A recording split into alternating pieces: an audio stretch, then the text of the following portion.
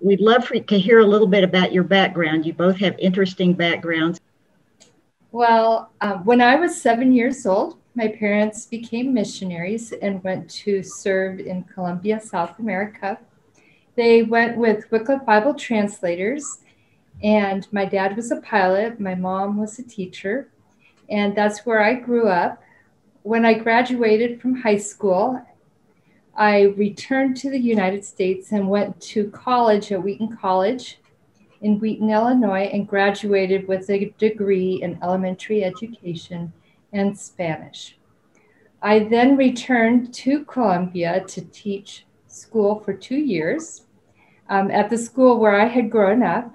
And that's when I met Miguel. And he will tell you the rest of the story. And I became a Christian 10 days after I graduated from dental school. I grew up as a Catholic, but really I grew up as nothing. We were not even good Catholics. Searched for a power, some kind of a God for many, many years. And finally, when I became a Christian 10 days after graduate from dental school, I asked God to send me as far as he could from the city. I wanted to go and experience, be a mission, not a missionary, but help people. And I was also running away from sin. I was running away from the city life that I felt like it was not good for me. And so God sent me as far as he could. In the middle of nowhere, in the jungle, and that's where I did my social service. In Colombia, we have to do social service to get our license, and so that's what I did it. And there, since I was trying to run away from sin and from my past life, I asked God to give me a wife, and I asked him to give me the best. And so this is where we met. I served there for about a year. We both became short-term assistants with Wycliffe Bible Translators, a single, and we got married there in the middle of the jungle. And then the rest is history. We both knew the first question I asked Laura on our first date to the lake was, what are you going to do with your life? And she said, well, I want to serve God for the rest of my life. And I thought, okay, I'm going to marry you. I didn't tell her. But anyway, that's how our life started. So, Miguel, you have a degree in public health also, is that correct?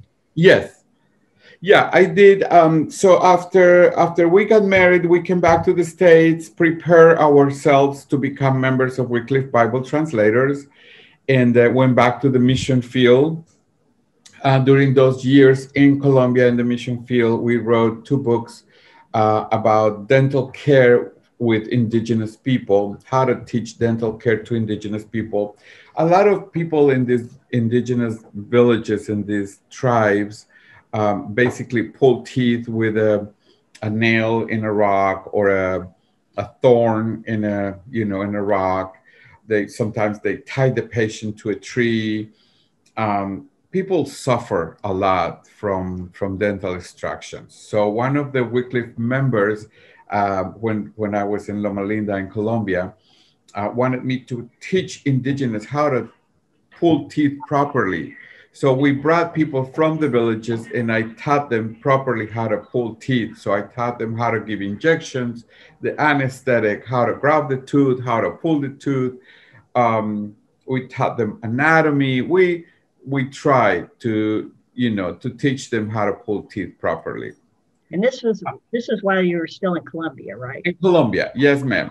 And so from there, different villages and different countries started inviting me to come and teach them. So we did these dental courses all over Colombia, different villages from the north to the south, from Guajira to Amazonas, all over. And then on the side of Venezuela, they said, hey, can you come and teach us in Venezuela how to do this? And some other groups in Ecuador and some other groups in Panama. And so we were kind of going through all over Colombia and places around Colombia to teaching people how to do this. And so we thought, you know, it seems like the dental program is becoming so big and so many countries are inviting us to do this. Why don't I prepare myself to expand this? So we came back to America. I applied to all the schools, dental schools here in America, to be trained in public health. I actually applied to other specialties, but the Lord closed the doors, and it was very evident that He wanted me to be in public health. Applied to schools, and in order for me to do my residency in public health, dental public health, I had to have the master's in public health. So Southwestern Medical School in Dallas opened the doors for me to do the master's there. And then I went to UT Houston to do DPH dental public health, and I finished dental public health. And when we were done with dental public health in Houston, then we asked Wycliffe, where do you want us to go? We're ready to go to Latin America. And they say, no, we don't want you in Latin America. The needs. Even though you both were fluent in Spanish. Yes. and we were both always hoping to go back to Latin America. You know, we know how to reach the hearts of Catholics because we are knowledgeable in that area, being ex-Catholic. And then speaking the language and being Colombian, knowing the culture. And Wycliffe pretty much said, no, we want you guys to go to where we really need you, and that is.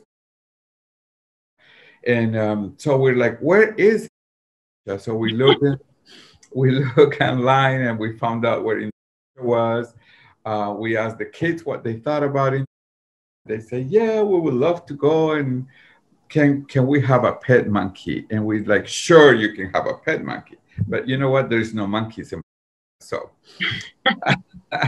that's how we end up in. Wycliffe said the place in the world at this point with most dental needs, medical needs, and spiritual needs is, and especially in this island. So we prepare ourselves, and that's where we went, and we have been there for 16 years. That's amazing. What an adventure. I know. It's crazy to think that it has been 16 years already.